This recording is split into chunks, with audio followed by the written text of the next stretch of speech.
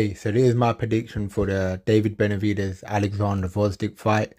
I think it's a really good fight, and I think this is probably the best opponent that David Benavidez has been in there with, albeit Gvozdyk's been quite inactive in the last few years, ever since losing that fight to Arthur Beterbiev. So it's going to be interesting to see if Gvozdyk is, or how close he is to that fighter that fought Arthur Beterbiev, because I think if he is pretty close to that fighter, this should be a really, really good fight. I think their styles should gel well. David Benavidez is a high volume pressure fighter.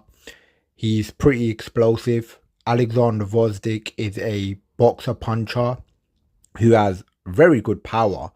And I would also say this is probably the hardest puncher that David Benavidez has been in there with. I mean, I know he fought David Lemieux, but David Lemieux at 168 wasn't the puncher that he was at 160. And we have seen David Benavidez get dropped by Ronald Graville.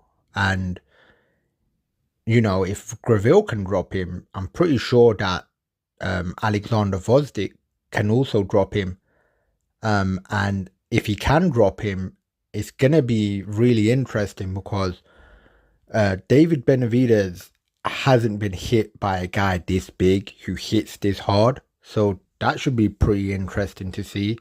But I think ultimately in this fight that the style of David Benavidez, if he can take the punch of Alexander Gvozdyk and not be deterred by it, I think he wins this fight, and I think he wins it by stoppage between the 8th and the 10th round. Not saying that Gvozdyk hasn't got a chance, but one thing I've seen with Gvozdyk is if he can't hurt you or get your respect to the point where you can't pressure him constantly, he struggles. He struggles with that pace. You know, even when you look at his wins against Adonis Stevenson, who's a very good fighter, and it was a tremendous win by Alexander Gvozdyk, Stevenson isn't really a high volume pressure fighter like Beterbiev is. You know, the one thing I'd say about Beterbiev is he's shown me better ability to box on his back foot. So if he's in there with a puncher, he can box on the back foot and move around like Joe Smith Jr., where I haven't seen that with David Benavidez. So if Gvozdyk was to be able to back Benavidez up in moments in this fight, it would be interesting to see if David Benavidez can display some boxing on the back foot.